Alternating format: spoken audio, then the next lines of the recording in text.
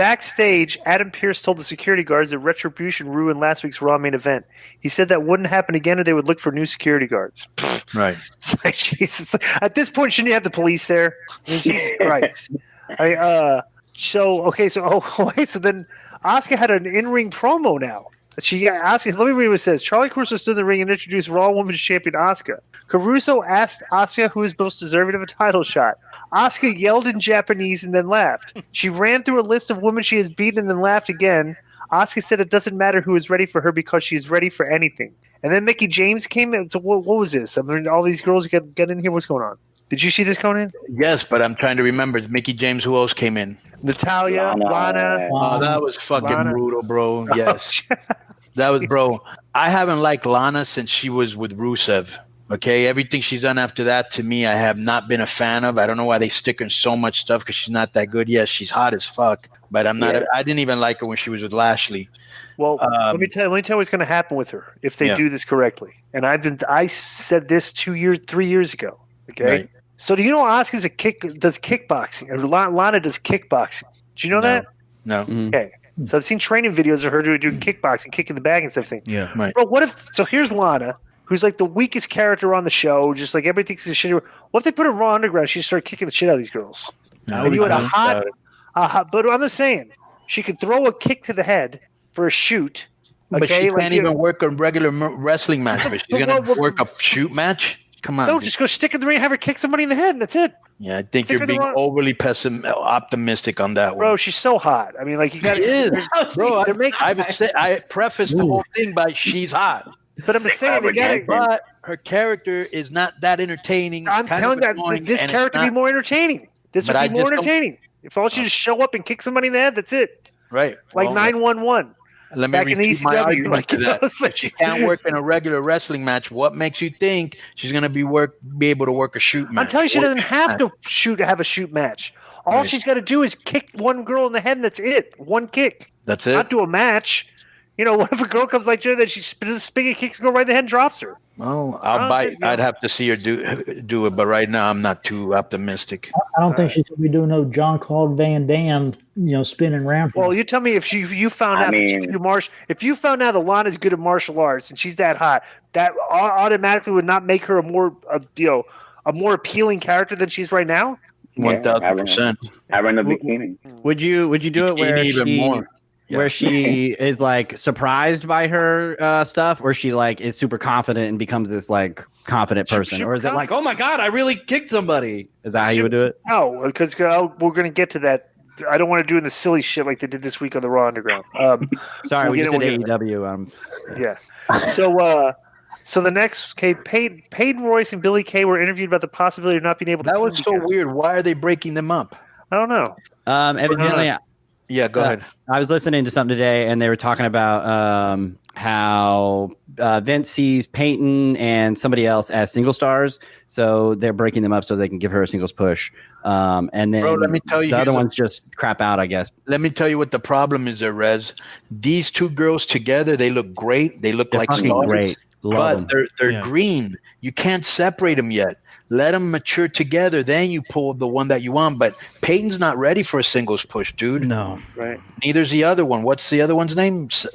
Billy. I don't know, but my kids hate him, and that's how I know Billy they're great. Kay or something like that, right? Peyton Royce. Your kid hates him? But my kid hates them. That's how I know they're great. You know what I mean? Because they're screechy so and Yep. Some of their promos that they cut on the YouTube are just fucking funny, man. They're really funny. Yeah. Yeah. Okay, so Randy Orton. So Aleister Black, we still have not understand why Aleister Black is picking on Kevin Owens, right? Right. Okay, so he beat up Owens before the match, and Randy Orton beat Owens real quick here. I missed this. Yeah, Aleister attacked Kevin Owens while he was going to the ring, and then Orton just beat him. So let me read this. Rey Mysterio was talking with his son while his wife Angie and daughter Aaliyah, is that her name? Yeah. Mm-hmm. Stood by. Caruso spoke with Rey about Dom replacing him in the qualifier. Mysterio said it would mean the world for him for his son to beat Seth Rollins to qualify for the triple threat. Rey said injuries happen. If there's anyone who wants to take his place, it is his son. Dom said he knows he's the underdog, but his confidence on another level after his win at Payback. Dom said he has a 619 with Rollins' name written all over it. Let me ask you a question, Konnan. Is Dominic a little bit nervous now that his dad's out of the picture? So it's hurt. They're not going to like tag or. Bro, that kid. We had him on the show. What's funny about him is he's like Ray, bro. He's never like nervous. He's just chill dude. You know, that's good. That's good. Let me see here. MVP. Okay, so the VIP lounge. Wait, can I ask real quick? So this is all set up to get him Ray's mask, right? So Ray can step down, and then we can have him in there, right? I don't know because they just, Konnan, of course, would know better than I, but they just re-signed Ray. So if they're going to have him around for a few years, why? I don't know what their long-range plans are, but they have him there for at least 3 years. Ray's so hurt that it's going to be tough to put him in a singles thing by himself and go with anybody. Why not put him in a tag team, get a bunch of time on the road? Hopefully, that's probably what they will do. I mean, yeah, that seems like a great idea. Put him in. Do you know how long he's out for at this point? For like 2 months. 2? Okay, that's not bad. I kind of hope Dominic joins the Monday Night Messiah. Turns on Ray and joins Seth. That would be good. It might be too quick. I thought Seth was out on paternity leave. Is that supposed to? Is he still on TV? I don't know. I guess. Was he Monday? Yeah. I thought he was supposed to be out after SummerSlam. That was the report. No, he was there Monday because he beat Dominic. So then they had the MVP lounge. What happened here? And what this led into a match. What's going on? I missed this. Do you remember the MVP lounge, Konnan? Yeah, but tell me what happened. I'll remember because I saw it. MVP and Shelton Benjamin stood in the ring for the VIP lounge segment. MVP introduced Lashley. MVP spoke about youthful exuberance and how Apollo Crews disrespected because he had a taste of success. Lashley and Benjamin made it clear they weren't finished with Crews. MVP spoke about their six-man tag. He started to address Cedric Alexander, but he was interrupted. Cedric Alexander made his entrance. The Hurt Business trio headed to ringside. MVP held back Lashley and Benjamin and approached Alexander and asked if he had a change of heart. Hell no, I haven't had a change of heart, Alexander said. He then added that he didn't come alone. The Viking Raiders attacked the heels from behind. The baby faces headed the ring while Phillips hyped the six-man tag match coming up next. Do you remember that? Yes, I do remember that, but I was not interested. Anybody have anything to say about this? No. Okay, so next to Hurt Business and Shelton. So then Cedric Alexander and the Viking Raiders beat Lashley, MVP, and Shelton. After the match, MVP stopped Lashley and Benjamin from attacking Alexander. MVP smiled and led his team out of the ring while Saxton wondered if MVP had developed some respect for Alexander. Then the next thing you know, the Hurt Business put the boost to Alexander backstage until Apollo Crews and Ricochet showed up. Did everybody see that? Yeah, and they were like, "Oh, we got your back," and all this. So obviously, they're gonna feud those six. All right. So then Ruby Riott and Liv Morgan fought the Iconics. And they beat him in 3 minutes to get a title shot. So that's how that usually happens. And then the suddenness of them breaking up was just kind of like, oh wow, really? And they did a little promo before this whole match saying that like we've been best friends since high school, blah blah blah. And then they end, and then they cry in the middle of the ring. It was so fast. It's like you could have made a little bit of money off of this, but whatever. Yeah. And then even worse, they throw one of them in the Raw Underground thing to throw some comedy, and she's all afraid. It's like, really, dude? Well, Peyton Royce is going to be a heel, I guess, so that works. So then Rollins against Dominic. Go ahead. How was this? I didn't see this. Good. It was good. Yeah. Another good match, bro. Yeah. Easy. They know what Dominic can do. Seth already kind of knows what Dominic can do. Dominic sells well, doesn't he? Very good. Really good. Yeah, he sells, yeah. Mm-hmm. Let me see Powell's POV. Go ahead. No, I was just saying it ended with him selling. Like the last shot of the night was him on the ground crawling, wasn't it? That's good. Right. He's smart. That's how he gets sympathy. Hey, hit him with the curb stomp twice. Yeah. Oh, he did? Yeah. Powell's POV. In the best news of the night, the commercial break hyped new episodes of Ms. and Mrs. for November. Or whatever. Anyway, the match is really entertaining. Dominic is doing a great job considering his lack of experience, and it obviously helps to be in the ring with one of the best in the business. While I always miss the live crowds, I really wish we could have heard fans react to these early Dominic matches. Yeah, they would have liked him. Yeah. Okay, the Raw Underground room. All right, so let's... Okay, I got to tell you the pop of the night, though. This was the pop of the night to me. How hilarious was it when Retribution came out and Garza took that reality girl?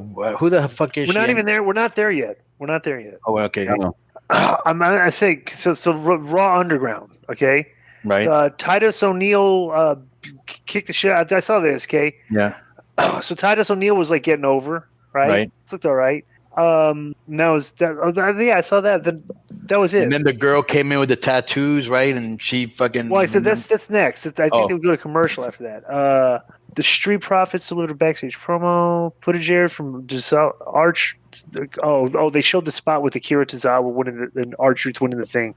Where like it's such in the parking garage. They've done that spot like how many times already? Yeah. Where somebody comes in, they reveals it's a referee and stuff. You know, I mean, how many times have they done that? Yeah, Tozawa couldn't figure out how to get back in his car. That was pretty funny, actually. My wife popped that one. Yeah. Right. Okay, so now we get to the tag match: the Street Profits against Andrade and Angel Garza, and with Demi. So what happened? What's this? Who's this Demi Burnett girl? She's from The Bachelor. From a reality show. The Bachelor. From The Bachelors. Yeah, the Bachelor. All right. So Retributions interferes during their match. Okay. Uh-huh.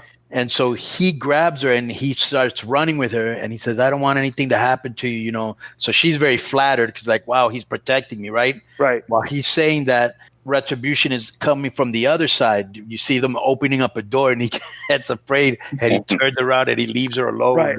But here was the funniest thing.